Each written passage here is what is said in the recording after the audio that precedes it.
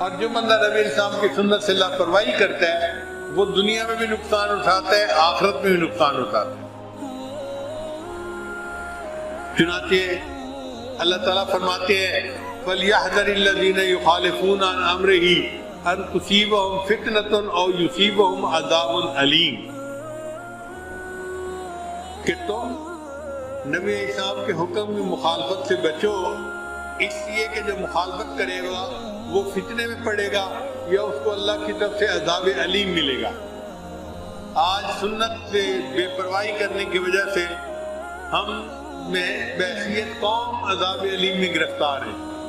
آپ دیکھیں کتنی مہنگائی ہو گئی، ہر بندہ پریشان ہے، گھروں کے حالات پریشانی والے، کاروبار کے حالات پریشانی والے، صحت کے معاملات پریشانی والے، پریشانیاں۔ اور اس کی بنیادی وجہ کیا ہے کہ ہم نے نبی علیہ السلام کی سنت کی قدر نہیں کی جیسے ہمیں کرنی چاہیے تھی۔ آج یہود و نصارہ کے طریقوں کو لوگ زیادہ پسند کرتے ہیں۔ ماں بچے کے لیے کپڑے خریدنے جاتی ہے تو وہ یہود و نصارہ کے جو کپڑے ہیں ان کو پسند کر کے لاتی ہے، پینٹ ایسی ہو، شرٹ ایسی ہو۔ دل میں یہ شوق نہیں ہوتا کہ میرے بیٹے کا لباس سنت کے مطابق ہونا چاہیے، میں اپنے بیٹے کو سنت لباس پہناؤں تو میرا بیٹا اللہ کو بھی پیارا لگے گا، مجھے تو یہ پیارا لگتا ہی ہے۔ تو ماں اپنے بیٹے کو اللہ کا پیارا نہیں بناتی، یہود و نصارہ کا پیارا بناتی ہے، اس لیے ان کو کلمے نہیں سکھاتی، ان کو انگریزی کے الفاظ سکھاتی ہے۔ Twinkle twinkle little star how I wonder what you are. کیا بے وقوفی کی بات ہے۔ مسلمان بچیاں اپنے بچوں کو اگر یہود و نصارہ کے طریقے کے کھانا پینا سکھائیں اور سنت نہ سمجھائیں تو پھر نبی اسلام کی سنت حفاظت کون کرے گا؟ آج اس بات کی ضرورت ہے کہ حضرت حذیفہ لانے والا ایمان ہمارے اندر آ جائے اور ہم یہ کہنے لگے کہ میں ان احمقوں کی وجہ سے اپنے محبوب کی سنت کو نہیں چھوڑ سکتا۔ عورتوں کے اندر بھی یہی جذبہ ہونا چاہیے کہ ہم ان احمقوں کی وجہ سے اپنے بچوں کو انگریزی طور طریقے نہیں سکھا سکتے، ہم ان کو نبی اسلام کے طریقے سکھائیں گے اور ان کے طریقوں میں نجات کا فلسفہ بتائیں گے۔ چنانچہ اگر ہمارے گھروں میں نبی علیہ السلام کی سنت زندہ ہو گئی تو آپ سمجھ لیں کہ ہمارے اوپر رحمتوں کی بارش ہوگی۔ آج بیٹے سے 2 روپے کا بلب ٹوٹ جائے تو باپ اپنے بیٹے کے تھپڑ لگا دیتا ہے، اور وہی بیٹا اگر نبی اسلام کی سنت کو توڑتا ہے تو باپ کو پرواہ نہیں ہوتی۔ اس کا مطلب یہ کہ نبی اسلام کی سنت کی قدر ہم نے 2 روپے کے برابر بھی نہ ڈالی۔ ہمارا حال سنت کے بارے میں کتنا برا ہے۔ علامہ اقبال نے کہا شکل میں تم ہو نصارہ تو تمدن میں حنود، یہ مسلمان ہیں جنہیں دیکھ کے شرمائیں یہود۔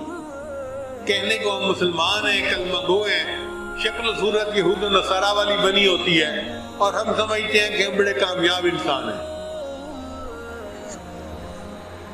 چنانچہ جو بندہ سنت سے روگردانی کرے گا وہ جہنم میں جائے گا۔ اللہ فرماتے ہیں وَمَن يَعْصِ اللَّهَ وَرَسُولَهُ وَيَتَعَدَّ حُدُودَهُ يُدْخِلْهُ نَارًا خَالِدًا فِيهَا وَلَهُ عَذَابٌ مُهِينٌ۔ جو نبی اسلام کی اتباع سے روگردانی کرے گا وہ جہنم کی آگ میں ڈالا جائے گا اور اس کو بہت ہی برا عذاب دیا جائے گا۔ پھر جو لوگ سنت کی اتباع نہیں کریں گے وہ قیامت کے دن حسرت کریں گے۔ یوم تقلب وجوہہم فی النار، جب ان کے چہروں کو جلایا جائے گا آگ میں، یقولون، تو اس وقت جہنمی کہیں گے یا لیتنا اطعنا اللہ و اطعنا الرسول، اے کاش ہم نے اللہ کی پیروی کی ہوتی اور اللہ کے محبوب کی اتباع کی ہوتی۔ اس وقت سنت یاد آئے گی کہ کاش ہم نے سنت پر عمل کیا ہوتا، آج ہم جہنم کی آگ میں نہ جلتے۔ حدیث مبارکہ میں نبی صاحب نے فرمایا میں قیامت کے دن حوض کوثر پر کھڑا ہوں گا تو پانی پینے کے لیے کچھ لوگ آئیں گے، ان کو ایسا ہنکایا جائے گا جس طرح کے بھٹکے ہوئے اونٹوں کو بھگایا جاتا ہے۔ میں کہوں گا میرے امتی آ جاؤ پانی پی لو، مجھے کہا جائے گا اے حبیب صاحب آپ کو معلوم نہیں انہوں نے آپ کے بعد آپ کے طریقوں کو چھوڑ کر غیرے کے طریقوں کو اپنایا ہوا تھا، تو میں کہوں گا دور ہو جاؤ، مجھ سے دور ہو جاؤ۔ یعنی اللہ کے حبیب صلی اللہ علیہ وسلم بھی اس بندے کو کہیں گے جو سنت کو چھوڑنے والا ہوگا کہ مجھ سے دور ہو جاؤ۔